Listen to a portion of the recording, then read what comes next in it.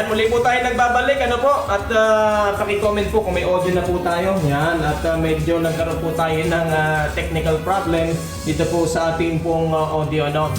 So, gaya po ng aking nabanggit, ngayon pong araw po ng Lunes, ano po, at ito po isang napakahalagang araw sa ating bansa sapagkat ngayong araw po ito ay napakinggan po natin ang katatapos-tapos lamang na sona ng ating Pangulo at doon po ay kanya pong nilahat ang kanya pong mga naging plataforma o kanya mga nagawa sa loob po ng isang taon na kanya panunukulan dito po sa ating pong bansa. At kung matatandaan po, ito po ang ika-5 taon ng panunungkulan ng ating Pangulong Rodrigo Roa Duterte buhat nang siya po ay mahalal bilang Pangulo ng ating pong bansa. So doon sa mga kabubukas pa lamang po ng kanilang mga telebisyon, tayo pinapanood po ngayon sa Lucky 7 Channel 3 at sa ating pong Facebook Live, dito lamang po sa Marinduque News Network.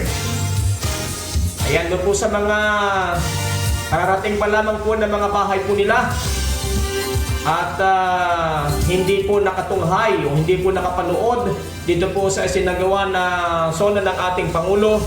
Magasagawa po tayo ng wrap-up po para ma-update po kayo kung ano-ano po baga yung mga mahalagang pronouncement ng ating Pangulo o ano po baga yung kanyang nagawa sa loob po ng isang taon. Lalo na po ngayong panahong ito na ang ating pong bansa ay nasa ilalim po ng health emergency tulad po ng COVID-19.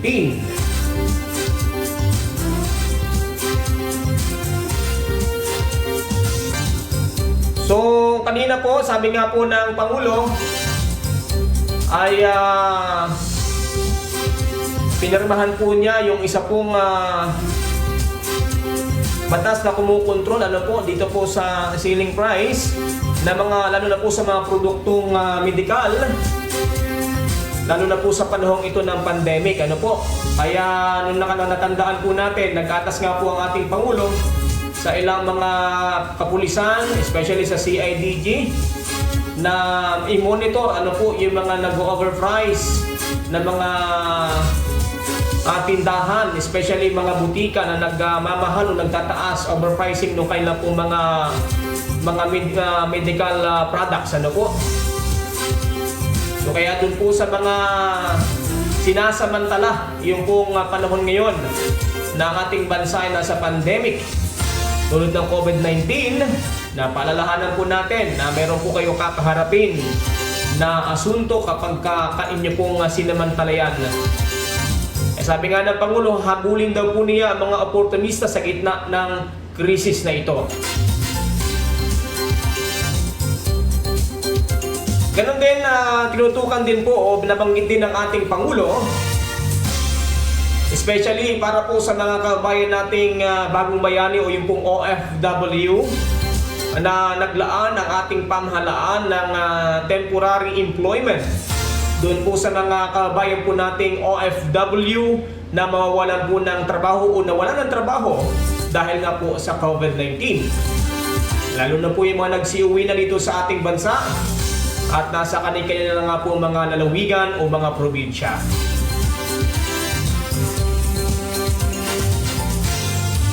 Ganon din na banggit ng ating Pangulo, yung pong naipasa ng ating pong Kongreso kung saan pinasalamatan ng ating Pangulo, yung pong pagkakapasa po ng Heal as One Act na kung saan ay dito po nakapokus po ito dito po sa mga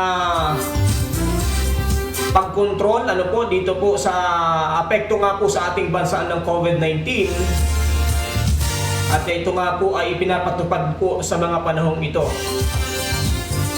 Ito po yung paraan ng ating pamahalaan para mapigil nga po itong lalo pang paglaganap ng COVID-19 sa ating buong bansa maging sa ating lalawigan ng Marinduque.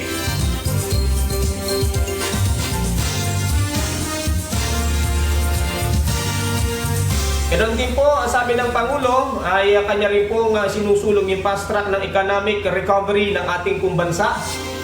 Lalo na po ngayon talagang apektado ang buong mundo at maging ang ating bansa, lalo na po ang ating ekonomiya dahil nga po dito sa apekto ng COVID-19.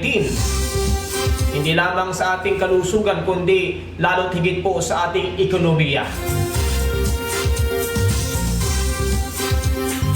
Samantala ay patuloy din po na binigyan din ng ating Pangulo ang kahalagahan po ng patuloy po na pagpapatupad o pagpapatuloy po ng mga proyekto para doon po tumutuloy-tuloy din yung ating economic growth sa ating pong bansa.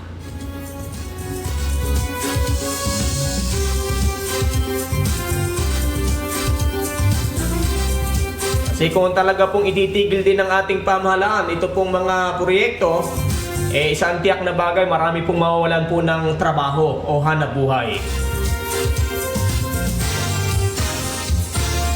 Ganon din, itasan po ng ating Pangulo ang CHED sa patuloy din po na pagpatuloy po na pag-ibigay nitong tinatawag na scholarship program, lalo na po sa mga qualified student.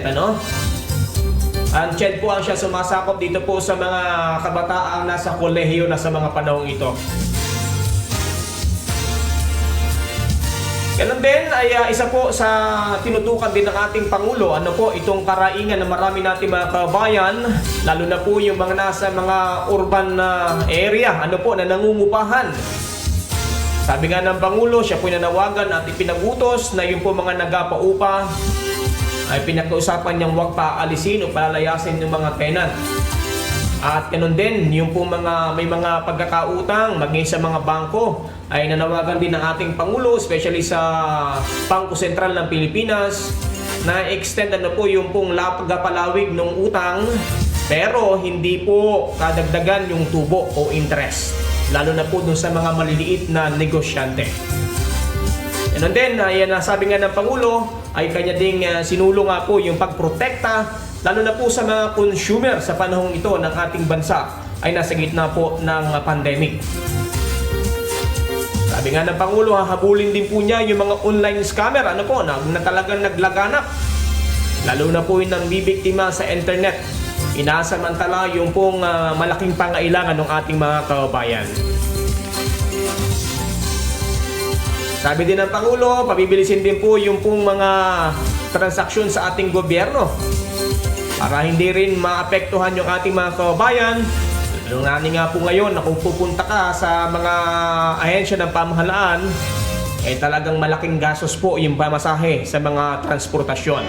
Sabi nga ng ating Pangulo ay gusto po niyang palawigin din po yun pong talagang ang tawag po dito, yung serbisyo sa ating mga kababayan na paperless governance, kung saan pwedeng online lang, pwedeng online ay makaka-transaction ka na o makakaroon ka na ng transaksyon sa ating pong pamahalaan. Yan. So talagang kailangan natin yan sa panahon ngayon, sapagkat talagang napakahirap po ng buhay, napakahirap po na magpunta sa mga tangkapan ng pamahalaan. Maraming dumadaing tayong mga kababayan dahil nga po sa titingnan natin yung pamasahe po ngayon ay talagang medyo napakahirap po o napakamahal po. Kaya yan po yung nababanggit din nga ng ating mga kababayan na sabi nga po nila ay kinakailangan ngayon na matugunan din ng ating pong pamahalaan.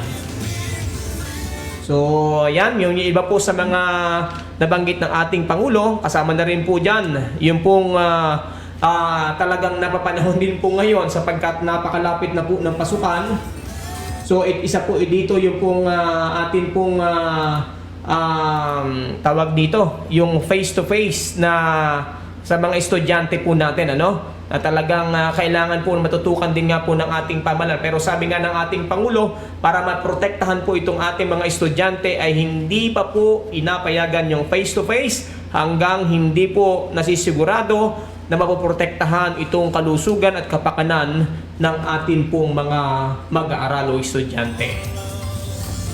So yan, yun yung ating pong patungkol po sa mga estudyante at ganun din, sabi nga ng ating Pangulo ay sinusulang niya po yung pong talagang pagpapatatag, pag-improve nito pong mga plano po ng gobyerno sa ating mga eskwelahan with DICT, ano po, at improvement po ng mga facilities. Kaya ang DepEd po at ang DICT ay iniayos na po yung education network para po sa mga eskwelahan, especially this coming school year, o ngayong darating na pasukan sa Agosto. At sabi nga ng ating Pangulo ay gagamitin po yung TV, radio, and social media para makatulong po sa ating mga mag-aaral. At sabi nga ng ating Pangulo, yun daw po mga TV frequencies na nakuha na ng gobyerno ay gagamitin din po para po sa quality educational. Kaya yung mga TV frequencies na yan na nakuha na ng ating pamahalaan. Meron ba?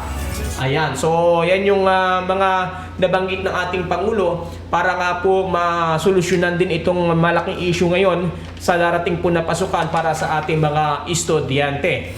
At kanina nga po ay sa darating nga po pala ng Miyerkules ay mapapanood na rin po dito sa Marinduque News at sa Lucky 7 Channel 3 yung pong mga programa po ng DepEd Marinduque. Yan po ay bilang tugon dito nga po sa nabanggit din ng ating Pangulo na mga plano po sa darating na pasukan ng ating pong pamahalaang nasyonal at pamahalaang lokal.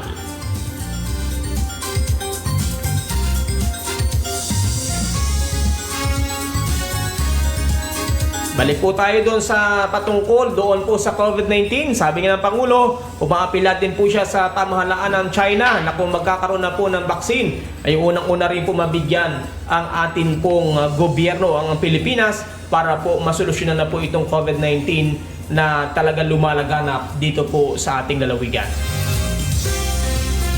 Siguro mamaya-maya po i-update din po tayo ng ating kasama ng ating information manager ng PAA patungkol po sa COVID-19 updates dito naman po sa ating lalawigan. Kaya wag po kayong bibitaw mamaya po may update po kami sa mga panibagong kaso ng COVID-19 sa ating pong lalawigan. Samantala, binabanggit din ng ating Pangulo yung pong pag-asaayos po ng telco services dito sa ating pong bansa. At sabi nga niya, ay sa loob ng 2 taon, siguro makikita na po itong improvement na ito ng mga telephone communication and network dito sa ating pong lalawigan. Ganun din po, inaatasan din po ng ating pamahalaan yung pong mga kumpanya na may kinalaman sa public service na lalo pang i-improve yung kanilang pong mga serbisyo dahil kung hindi, sabi niya hanggang Disyembre ay binibigyan ng palugit ng ating Pangulo dahil maaring sila po ay patawan o take over din po ng ating pamahalaan o umaksyon ng ating pong pamahalaan doon po sa mga nasabing kumpanya na hindi po nakapagbibigay ng maayos na serbisyo sa ating publiko. Ganon din, nabanggit po ng Pangulo yung pong Balik Probinsya at Pag-asa Program. At yan po ay isa rin po maaari sa tututukan ng ating pong pamahalaan para po doon naman sa mga gustong magbalik din ng probinsya dahil nga po sa hirap na rin po ng buhay sa mga urban areas. Marami po ang nawala na rin ng trabaho na gusto po magbalik ng probinsya. Ano po? And then sabi nga ng ating pamahalaan, ng ating Pangulo, yung pong One Nation approach, paigiralin po sa lahat ng ahensya ng gobyerno. Ayan. So, paano kaya yung One Nation approach na yan? Yun ang siguro aantabayan natin, pero yan po ay sinisimula na ayon sa ating Pangulo. Siguro ito yung pagpapabilis nito pong serbisyo nga sa ating po mga pamahalaang nasyonal at pamahalaang lokal. Pinapurihan din ng Pangulo ang Kongreso sapagkat patuloy po ang pagbuo ng mga batas ng ating pong Kongreso na siya pong nakatutulong, lalo na din po, sabi ng Pangulo, yung sa pagbuo ng batas para sa Department of Overseas Filipino Workers. Ayan, doon sa mga nagtatanong, patungkol po naman sa droga, kasi sa mga unang zona ng Pangulo, ay hindi po nawala yung sa droga. Ano po? Ayan, muli po nabanggit ng ating Pangulo, na sabi nga niya ay hinihiling niya sa Kongreso na pagtibayin po ang death penalty through lethal injection doon po naman sa mga drug-related cases. At sabi nga ng Pangulo, patuloy niyang binanggit yung sabi nga niya galit siya doon po sa droga.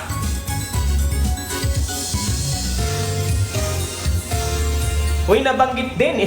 Ito medyo natawa tayo dito sa mga kababayan po natin sapagkat sabi ng Pangulo, yun daw po mga seminar. ng iba't ibang mga ahensya ng ating pamahalaan ay patitigil na daw po niya. Ano po? Bakit kaya? Siguro dahil para makatipid din po ang pamahalaan doon sa mga gastusin. At siguro bahagi na rin ito ng tinatawag na One Nation approach at saka po yung online system, yung pagpapalakas ng paperless services ng ating pong gobyerno. Tinawag din po na heroes ng ating Pangulo ang ating mga health professionals, dahil po sa kanila pong pagkatawan o kanila pong pagtindig, pagtayo bilang mga frontliners para po mapagsilbihan ng ating mga kababayan, lalo na po yung pong mga kababayan po natin na biktima o tinamaan ng COVID-19. Ayan, talagang marami po na nabanggit din po dito ang Pangulo, yung Department Disaster Resilience Program, ayan, ay nabanggit din ng Pangulo. At saka yung Passage of Land Use Act.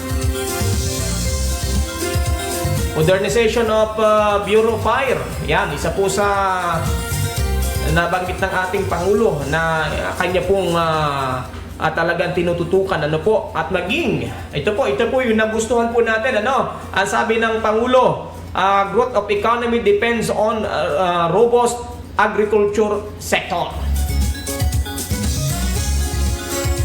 Kaya sabi ng Pangulo, pagkatapos po ng build, ang isusunod daw po naman niya ay plant. Ayan, kaya sa ating mga magsasaka, humanda-handa na po tayo. Sapagkat isa po ito sa tututukan ng ating pamahalaan.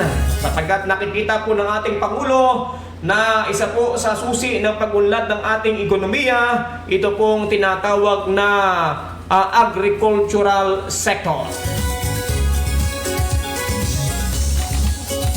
O hindi rin po nawala sa nabanggit ng Pangulo yung pong Coco Levy Fund. Sabi ng ating Pangulo, hinihikayat niya ang Kongreso na gumawa po ng aksyon o batas para po magamit na po at maipamigay ito pong pondo ng Coco Levy Fund na talagang matagal ng issue. Bata pa ako ay issue na.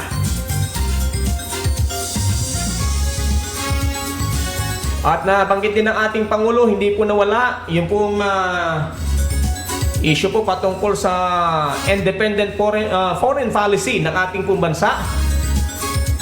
Tuloy-tuloy daw po ito na tayo po magiging independent sa ating pong ang ating bansa sa pakikitungo po sa ibang mga bansa. Hindi po tayo pasaklaw. Aniya, sabi ng Pangulo, doon po sa ibang mga bansa kasi meron po tayo tinatawag na sariling soberanya o sarili pong pamahalaan. Nabanggit din po ang South China Sea.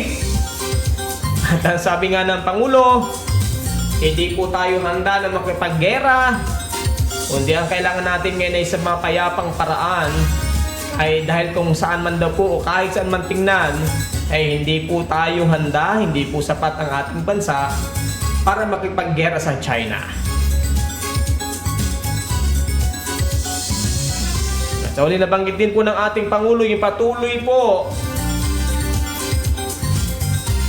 na paglaban sa kriminalidad. Sabi ng Pangulo, we will never stop in the fight of criminality. Sabay din yan ang patuloy na paglaban ng ating bansa sa COVID-19. So ilalaman po yan dito po sa mga wrap-up po natin sa naging laman ng sona ng ating Pangulo. Ikalimang sona ng ating Pangulong Rodrigo Roa Duterte.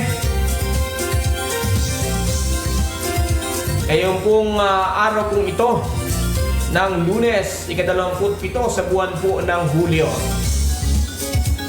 So mapansin po natin bilang na bilang lamang po yung pong mga nag-attend.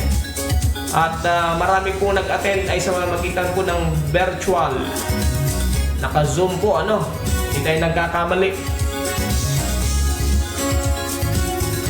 At doon po sa mga kabayan po natin, ano po ang inyong reaksyon? Ano po kaya ang inyong pong pananaw? Ano po kaya ang inyong komento? Nananatili po ba ang inyong tiwala sa ating Pangulo? Nasisiyahan pa po ba kayo sa mga kalakad ng ating pamahalaan? Ano po ang rate po niyong ibibigay sa ating Pangulo? Kaya sa lahat ng ating mga kabayan, siguro po mas mainam po na panatilihin pa rin pa natin ang pagiging positibo, ano? Bagaman minsan po nagkakaiba-iba po tayong pananaw ng paniniwala. Pero sabi nga, kailangan natin ngayon magkaisa. Lalo na ngayon ang ating bansa ay lumalaban sa isang habon. Ano po, hindi lamang sa ekonomiya, kundi sa kalusugan, naging sa emosyonal na kinakaharap ng bawat isa sa ating mga Pilipino dahil nga ni sa COVID-19. Kaya sa lahat po ng ating mga kabayan, anuman po ang programa ng ating pamahalaan, siguro ang ating panawagan dyan ay patuloy po tayo na makipagkaisa. Alam po natin ito ay nakabubuti. At tayo po mismo sa ating sarili, ay gawin natin yung mabuti. Hindi na yung kinakailangan tayo po isasawayin, saka lang po tayo maniniwala. Lalo na po ngayong panahong ito, kinakailangan nating sumunod sapagkat ito po ay ikabubuti din po natin. Kaya sa lahat ng ating mga kabayan, panatilihin po natin ang pag-iingat sa ating kalusugan, pag-iingat sa ating pong pamilya, sapagkat ngayon po ang ating pong bansa ay patuloy po na kumakaharap dito nga po sa banta ng COVID-19. Kaya abangan po ninyo, maya-maya po ay mapapanood po natin ang report, ang bagong update sa COVID-19 cases dito sa ating lalawigan ng Marinduque. Ihahatid naman yan ng ating information officer ng Philippine Information Agency Marinduque, ang ating kabayan Sir Romeo Mataab Jr. At ang kanyang panayam sa mga kinungkulan sa panibago namang kaso ng COVID-19 sa ating lalawigan ng Marinduque. Kaya paalala natin sa ating mga kabayan, huwag lalabas ng walang suot na face mask at mga mga bagay na makatutulong para at ating may pagsanggalang ang ating kalusugan laban sa COVID-19. At social distancing panatilihin po natin. Sabi nga ng ilang eksperto, kahit po sa ating mga bahay ay practice na rin po natin yung po pagsusuot ng face mask, lalo na po kung tayo po ay galing po sa labas. Maglinis po palagi ng mga kamay. At huwag pong basta pumasok sa bahay, huwag papasukin sa COVID-19 sa ating mga tahanan. Muli, tayo po ay nagpapasalamat sa inyong pong pagtutok. Huwag pong bumibitaw mamaya. Update po tayo sa COVID-19 situation sa ating lalawigan. Ako po ang inyong kabayan, Adrian Rosales. Dito lamang sa Marinduque News Network. Magandang araw, kabayan. Ingat palagi.